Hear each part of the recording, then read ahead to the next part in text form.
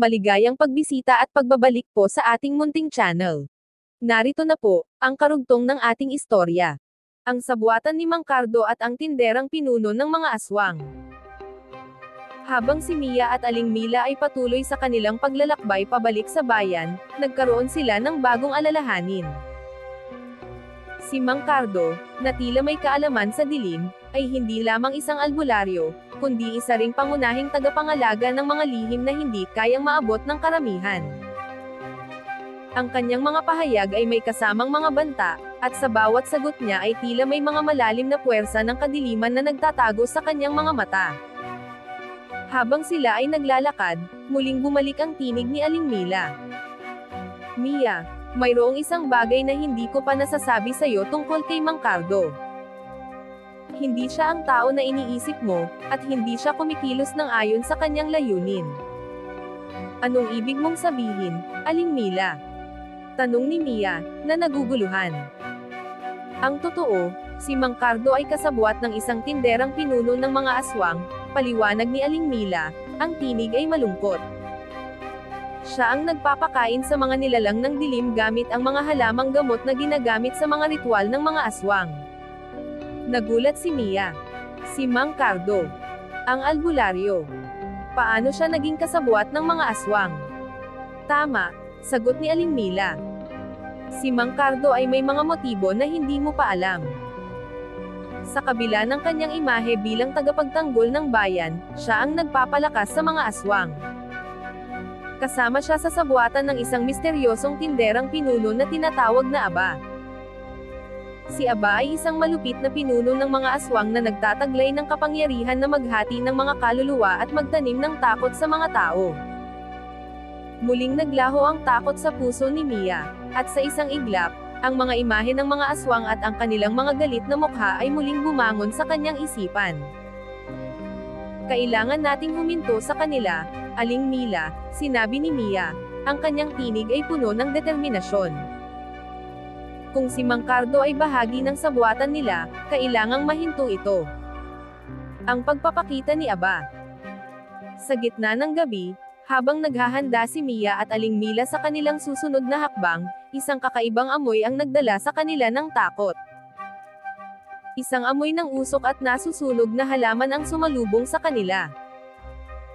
Mabilis nilang napansin ang isang maliit na tindahan sa gilid ng bayan, isang tindahan na pinamumunuan ni Aba, ang hindi kilalang tinderang itim na pinuno ng mga aswang.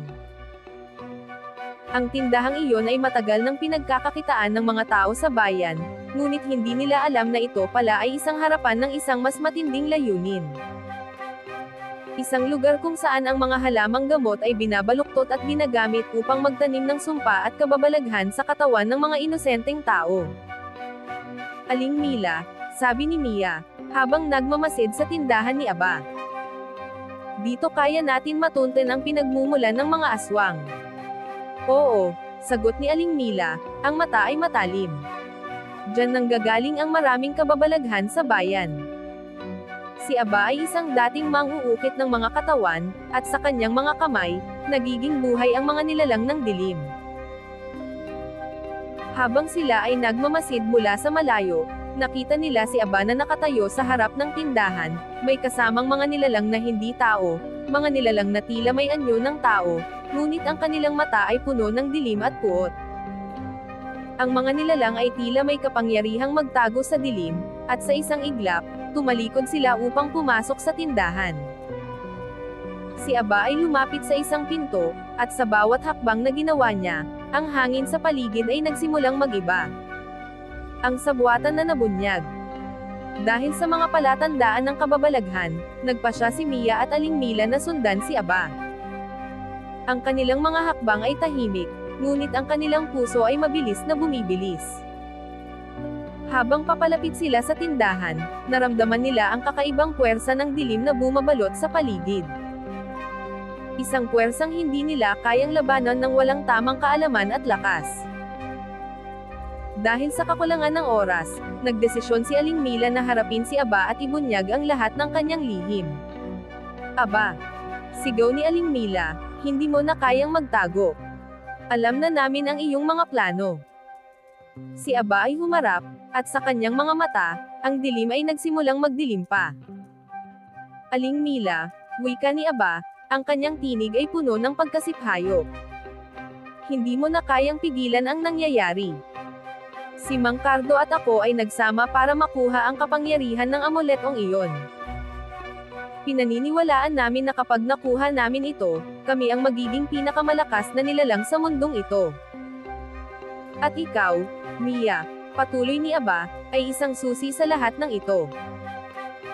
Gamit ang amuleto, ang pintuan ng dilim ay magbubukas, at kami ang magiging mga hari ng mundong walang hanggan. Pinipilit ninyo kaming gawing bahagi ng inyong kalakaran ng dilim, sagot ni Mia. Ang mga mata ay puno ng tapang. Hindi ko kayang maging bahagi ng inyong mga plano. Ang amulet na ito ay hindi makakaligtas sa inyong mga kamay. Habang nagsisimula ang isang matinding laban, ang mga nilalang ni Aba ay nagsimulang magtipon sa paligid. Ngunit hindi ito ang katapusan.